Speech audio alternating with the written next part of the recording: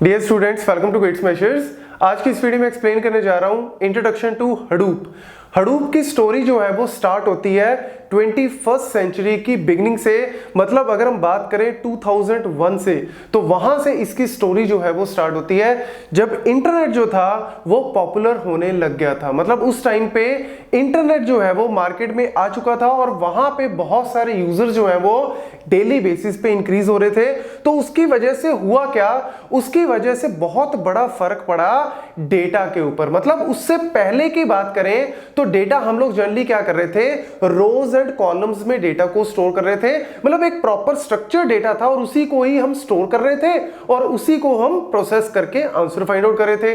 अब अगर मेरा डेटा स्ट्रक्चर्ड है तो मेरे पास बहुत सारे अच्छे सॉल्यूशंस अवेलेबल थे ताकि मैं इजीली डेटा को स्टोर कर सकूं, क्योंकि डेटा की वैल्यू जो है, डेटा की अगर हम बात करें वॉल्यूम या उसके डेटा के साइज की बात करें तो वो बड़ा लिमिटेड था। तो मैं सिंगल स्टोरेज डिवाइसेस में उसको रख सकता था और सिंगल प्रोसेसिंग एलिमेंट से उसको प्रोसेस कर सकता था। तो काम बड़ा इजी चल रहा था। बट जैसे इंटरनेट का कॉन्सेप्ट आया तो वहां से टाइप ऑफ डेटा सबसे पहले चेंज हो गया। तो डेटा में हम लोग यूज करने लगे टेक्स्ट डेटा को, हम लोग यूज करने लगे इमेजेस को, वीडियोस को, ईमेल्स जो थे वो बहुत पॉपुलर हो गए। तो एकदम से जब डेटा के अंदर ये चेंज आया तो एक्चुअल में उसका साइज जो था, वॉल्यूम भी बढ़ गया, क्योंकि इतना ह्यूज अमाउंट ऑफ डेटा जो है वो जनरेट होने लग गया।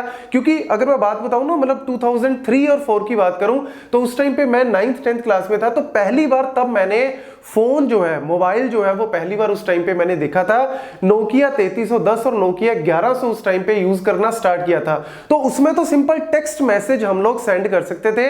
और फिर 2004 में, हालांकि 2003 में आ चुका था नोकिया 6600, बट 2004-5 में वो बहुत पॉपुलर हुआ और उसमें कैमरा भी था। कैमरे से आप इमेजेस भी खींच सकते हो और साथ ही साथ आप वीडियोस भी बना सकते हो। तो वहां से जो है वो एक नॉर्मल इंसान, मतलब हम लोग जो थे एक सिंपल मीडियम फैमिली से बिलोंग कर रहे हैं और हम लोग भी वीडियोस, इमेजेस और इस टाइप के डेटा से डील करने लग गए डेली बेसिस पे। तो देखो पूरी दुनिया में एकदम से कितना रिवोल्यूशनराइज हुआ कि सारे के सारे लोग जो है वो डिफरेंट टाइप ऑफ डेटा को यूज करने लगे। तो इसीलिए इस टाइप ऑफ डेटा को हम लोग क्या बोलते हैं, बिग डेटा। तो क्या हुआ, पैरेलली उसी टाइम पे 2002 की बात करें तो उसी टाइम पे डॉग कटिंग, जो कि फादर ऑफ बिग डेटा या फादर ऑफ हडूप बोलते हैं, तो that is Doug Cutting and Mike, इन दोनों ने एक प्रोजेक्ट के ऊपर वर्क करना स्टार्ट किया, दैट इज हडूप। और इसका बेसिकली पर्पस ही क्या था कि कैसे हम बिग डेटा को, लार्ज अमाउंट ऑफ डेटा को इजीली स्टोर कर सके और उसको प्रोसेस कर सके। तो उन्होंने 2002 में इस चीज के ऊपर काम करना स्टार्ट किया और फिर बाद में 2008 में याहू ने ओपन सोर्स जो है वो डिक्लेयर कर दिया इसको, हडूप के प्रोजेक्ट को। एंड देन 2012 में पब्लिक के लिए अपाचे ने इसको क्या कर दिया, अवेलेबल कर दिया। तो फिर ये तब से अपाचे हडूप के नाम से पॉपुलर हो गया और ओपन सोर्स है, फ्रीली अवेलेबल है। तो इसीलिए हडूप का पर्पस आपसे पूछ लें कि क्या होता है, तो Hadoop is an open source framework, it is not a software. आप ये नहीं कह सकते कि it is only a software, जैसे RDBMS है या जैसे हम बात करें सिंपल डेटाबेस है। नहीं, ये एक्चुअल में पूरा फ्रेमवर्क है। ये अकेला DBMS नहीं है या ये अकेला डेटाबेस नहीं है, ये एक्चुअल में पूरा फ्रेमवर्क है जो अलाउ करता है कि डेटा को हमने कैसे स्टोर करना है प्रॉपरली और फिर उस डेटा को कैसे हमने एक्सेस करना है। और इसके लिए हम लोग यूज करते हैं डिस्ट्रीब्यूटेड मैनर में। डिस्ट्रीब्यूटेड मैनर मतलब rather than keeping all the data in a single area, in a single device, Hadoop कहता है कि उस डेटा को डिफरेंट एरियाज में, डिफरेंट क्लस्टर्स में उसको स्टोर करो ताकि उसको पैरेलली एक्सेस कर सके। तो ये कहानी जो है वो हडूप लेके आया। तो इसका जो पूरा कॉन्सेप्ट था, पूरा फ्रेमवर्क था, वो जावा प्रोग्रामिंग में इनिशियली लिखा गया। लेकिन आप लोग अगर C++ में कंफर्टेबल हो, पाइथन में हो, जावा में हो, तो आप इसके प्रोग्राम्स जो है वो यूज कर सकते हो हडूप फ्रेमवर्क के अंदर। तो देखो यहां पे अगर हम बात करें कि हडूप में बहुत सारे कंपोनेंट्स आते हैं, इस पूरे फ्रेमवर्क में बहुत सारे कंपोनेंट्स आते हैं, लेकिन दो सबसे बेसिक फ्रेमवर्क के अंदर जो कंपोनेंट्स आते हैं that is HDFS and MapReduce।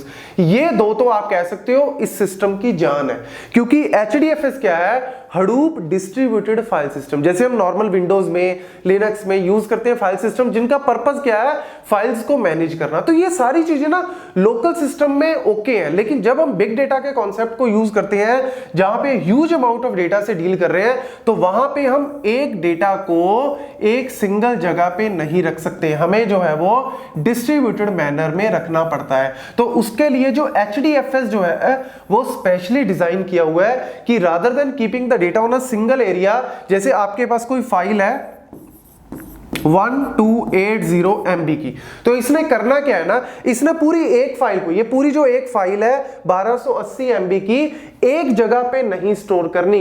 इसने क्या करना है, उसको पहले डिवाइड करना है। उसको क्या करना है, डिवाइड करना है। और डिवीजन ये करता है बाय डिफॉल्ट 128 MB के साइज की। तो आप यहीं से अंदाजा लगा सकते हो कि ओरेकल में, SQL सर्वर में हम 8 KB की पार्टीशन करते हैं, 16 KB की पार्टीशन करते हैं, या फिर 64 KB किलोबाइट की पार्टीशन करते हैं।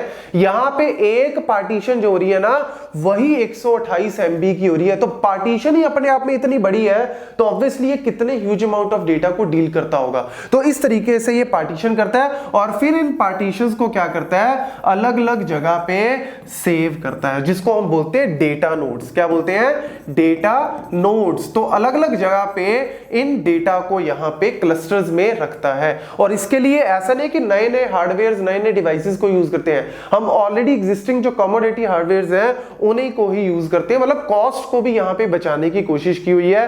और फिर जब हमने इसको स्टोर कर लिया तो हमें पता कैसे लगता है कि कौन सा डेटा किस नोड पे पड़ा है। तो उसके लिए एक होता है मास्टर नोड, एक होता है उसमें मास्टर नोड। वैसे तो मैं अलग से आपको बताऊंगा जब मैं HDFS और MapReduce को एक्सप्लेन करूंगा, लेकिन फिर भी एक आइडिया आपको बता रहा हूं। तो इसमें सारा का सारा मेटा डेटा पड़ा होता है मास्टर नोड में, जो बताता है कि कौन सा डेटा किस नोड पे पड़ा है, उसकी लोकेशन, उसका फाइल का साइज, उसके सारे कैरेक्टरिस्टिक्स। तो that is called a Meta data. तो वो इस जगह पे स्टोर रहता है। अब यहां पे स्टूडेंट के दिमाग में आ सकता है कि सर हमने अलग अलग तो रख लिया, लेकिन लेट्स से अगर एक डेटा नोड फेल हो गया, करप्शन हो गया, डेटा के अंदर प्रॉब्लम आ गई, तो क्या करेंगे। ये तो गया डेटा, और गया कितना, 128 MB डेटा लॉस हो गया। तो डेटा लॉस तो हो नहीं सकता। तो यस, यहां पे डेटा लॉस नहीं करता। HDFS पार्टीशन करके अलग अलग जगह पे तो रखता ही है, साथ ही साथ ये यूज करता है कॉन्सेप्ट ऑफ डुप्लीकेशन या रेप्लिकेशन, जिसको हम बोलते हैं। तो रेप्लिकेशन का कॉन्सेप्ट क्या है कि इस पूरे एक ब्लॉक को यहां पे तो रखता ही है, पूरे डेटा ब्लॉक को यहां पे अलग अलग, साथ ही साथ जो डेटा मैं यहां पे रख रहा हूं इस डेटा नोड पे, उसकी एक नहीं कम से कम 2 से 3 कॉपीज जो है वो अलग अलग डेटा नोड पे पड़ी रहेंगी, ताकि इन केस ऑफ फेलियर हम लोग सेकेंडरी डेटा नोड्स को यूज कर सके। इनको बोलते हैं सेकेंडरी डेटा नोड्स। एक तो होगी प्राइमरी, जहां पे आपका पूरा का पूरा फ्रंट फेज हो गया। जैसे किसी कंपनी में, किसी भी आप जाते हो किसी शोरूम पे, तो शोरूम क्या है, उसका एक फ्रंट फेज है। तो फ्रंट फेज में सारी चीजें पड़ी हैं।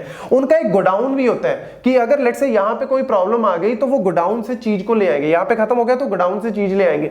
तो वो गोडाउन अलग से रखे हुए, तो वही चीज यहाँ पे सेकेंडरी डेटा नोड्स है, जहां पे उनकी कॉपीज को रखते हैं, ताकि इन केस ऑफ फेलियर हम वहां से उठा सके। तो देखो कितना पावरफुल टूल यहाँ पे डिजाइन की है। दूसरी चीज, अब डेटा तो स्टोर कर लिया, डेटा तो प्रॉपर्ली डिस्ट्रीब्यूटेड वे में स्टोर कर लिया, अब उसको एक्सेस कैसे करना है। तो एक्सेस करने के लिए यहां पे यूज किया जाता है, that is a processing element of Hadoop, जिसको हम बोलते हैं MapReduce।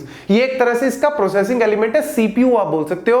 तो जिसका काम क्या है, इस क्वेरी, कोई भी यूजर अगर क्वेरी लिखता है कि मेरे को कोई पर्टिकुलर डेटा चाहिए, तो ये पैरेलली डेटा जो है वो एक्सेस कर सकता है, और एक्सेस करके उसको जो है वो फाइंड आउट करता है। और MapReduce करता है कॉन्सेप्ट ऑफ की वैल्यू पेयर। तो डेटा को, बड़ी प्रॉब्लम को छोटी छोटी प्रॉब्लम्स में पहले रिड्यूस करके की वैल्यू पेयर्स में कन्वर्ट करके, और फाइनली फिर डिवाइड एंड कॉन्कर की तरह जो है ये वर्क करता है। तो इसकी पूरी कहानी मैं आपको फर्दर बताऊंगा, बट मेनली MapReduce क्या है, इसका प्रोसेसिंग एलिमेंट, जो एक्चुअल में यूजर ने जो क्वेश्चन पूछा, क्वेरी पूछा, उसको आंसर में कन्वर्ट करना। तो ये 2 मेन कंपोनेंट्स हैं।